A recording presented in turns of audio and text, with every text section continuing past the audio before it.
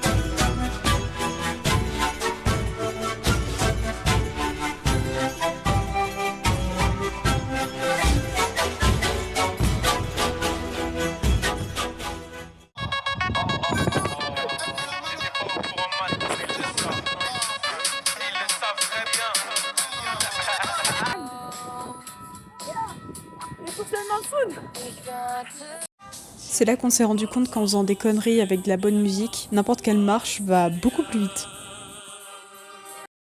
Du coup là on va aller faire une rando avec deux autres Français.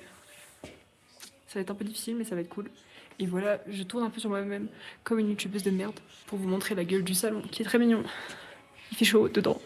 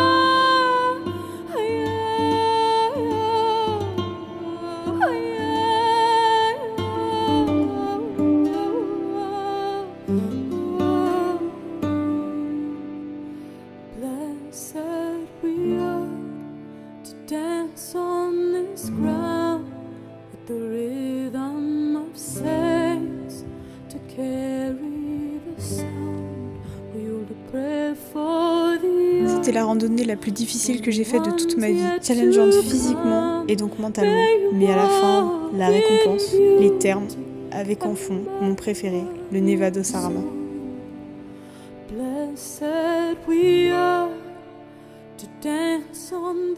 Vu qu'on est des énormes rats, on mange le sandwich qui nous reste de la midi, avec le palta qu'on a ramené. C'est hyper bon. Bon appétit. Du coup c'était notre deuxième nuit, moi j'ai bien dormi cette fois. Et je vais vous montrer un peu, c'est très joli. C'est vraiment plein de petites chambrettes comme ça. On a une petite vue sympa là. C'est le bordel. Mais bon, c'est pas grave. Voilà, on a genre 10 kilos de couverture parce qu'il fait froid.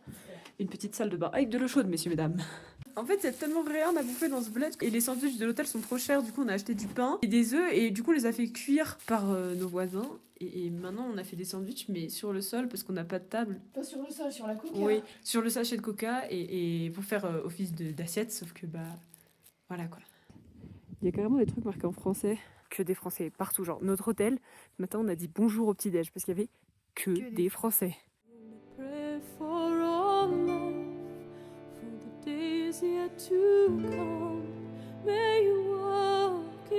Le monsieur qui travaille au terme nous a reconnus. Il s'est souvenu qu'on était déjà venus le jour d'avant. Il nous a alors montré un bassin beaucoup plus privé, plus caché, plus féerique. Je cherchais ce bassin depuis mon arrivée ici.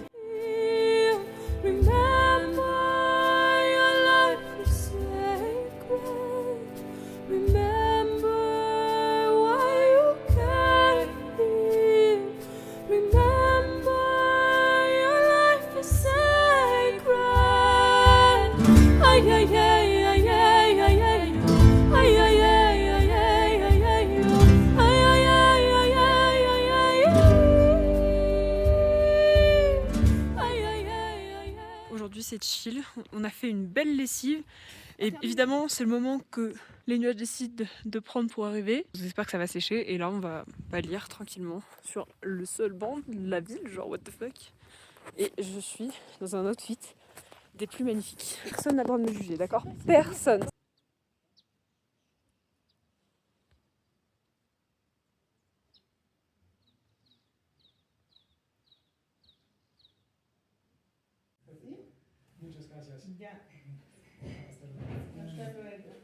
Donc là on voit rien mais nous sommes dans le bus, il est 5h24. On part de Saint-Lama. Voilà. Oui. Bon, là on est posé au terminal de Oruro en attendant notre bus pour Uyuni. Il est vraiment 10h mais on mange des sandwichs fromage tomate et avocat et un très bon jus de fraise. Bon appétit. Il y a du scotch. Il y a du scotch sur le bus. Je sais pas si on arrivera en vie, mais on va essayer. Voilà. Solo me mueve la cabeza. Pero mira, ve, yo me siento sorprendida totalmente. Porque mira, ve que he saludado y me atrevería a decir que nadie, pero absolutamente nadie responde el saludo. Porque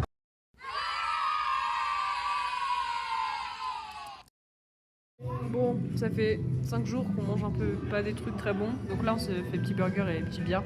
Parce que... Pas grand chose finalement. Ouais non ça va, c'est pas très cher. Alors coupure de courant à Uyuni parce que c'est la Bolivie donc on se pose même plus de questions. Petit déj aux chandelles, déjeuner aux chandelles, je connaissais, mais petit déjeuner aux chandelles c'est très nouveau. Dégustation. Le goûter ne s'arrête jamais. Ouais mais tu sais ça a l'air hyper formel, je suis de chaque côté de la table, j'ai l'impression que tu vas me raconter la vie de chacune des pâtisseries. En fait on est tombé sur un truc, j'en ai eu pour 2 €. Donc on avait envie de goûter, il y avait un truc avec plein de pâtisseries franchement. Elle est énorme. C'est vrai que Bon voilà, notre petit carrosse pour les prochains jours. Et le guide a l'air vraiment trop sympa. Ouais, yes. vraiment, il est super.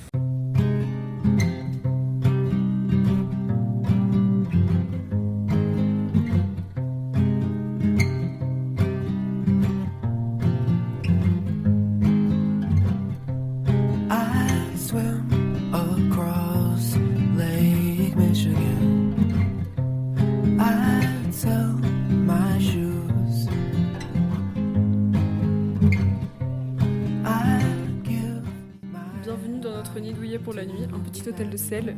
Voilà, c'est énorme pour nous deux, genre, ça n'a aucun sens. Marie, tu veux quel lit? Oh Salut. Et du coup, c'est du sel par terre. Alors là, le chauffeur a oublié quelque chose. On dit oh là là, il y a mucha coca parce qu'il y a plein de feuilles de coca. Mucha coca. También de cocaïne, il nous tend le sachet. La poudre blanche. Du coup, Nouvelle information. très plat parce que sinon tu... Je me disais c'est bizarre, il met pas le frein à main. Il marche pas.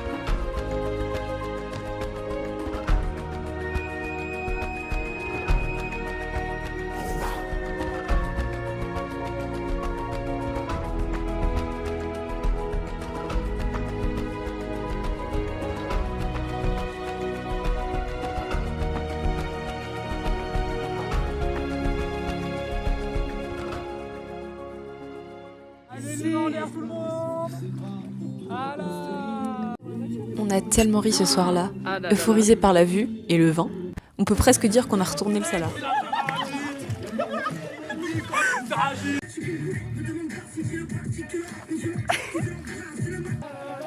Vraiment, c'est une soirée complètement folle, mais c'était pas la soirée la plus folle du séjour. Il y avait vraiment une sacrée ambiance, surtout grâce aux goûts musicaux du guide. Très français et un peu beauf parfois. On a eu le droit à Kinvey aussi. Au fond de cette boîte.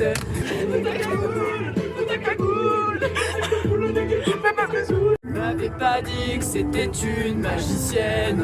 Ça m'étonnerait pas qu'elle me fasse. On devait faire un lever de soleil sur le Salar et en fait, la voiture est tombée en panne. La voiture, voilà. Du coup, on est réveillé et ça sert à rien. Donc on joue.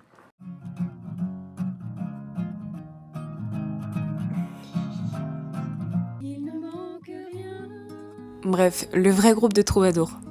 Quand la voiture a été réparée, on a quitté le Salar, direction le sud Lipèze.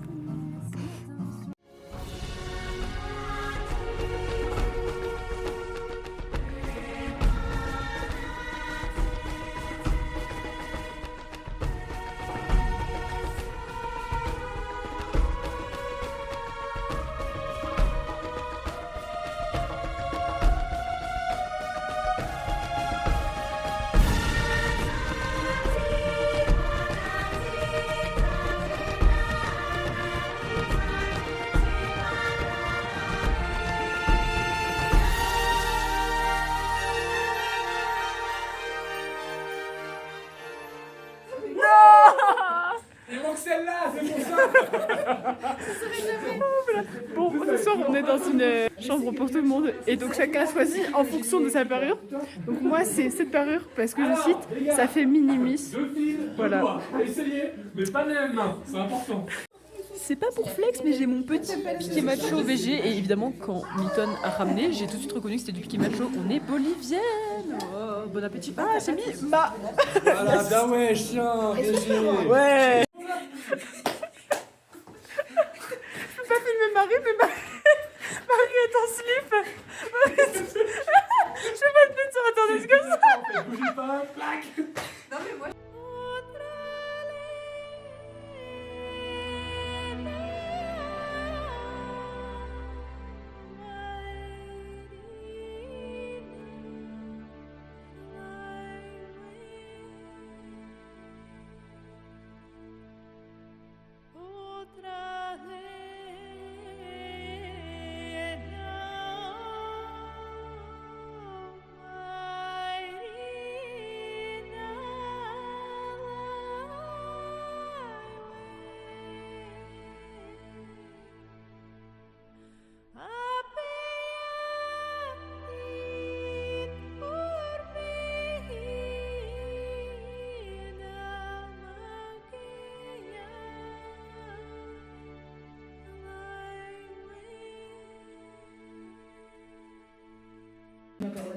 On a vraiment passé une dernière soirée excellente. Même essayer de faire sécher les maillots était source de rire. Oh là là. Voilà notre œuvre. Tout le monde s'est ligué contre moi au Sky Joe. Marie a bu la moitié de la bouteille d'Amarula, puis nous sommes allés nous coucher, ravis. Sauf que cette nuit s'est transformée en cauchemar.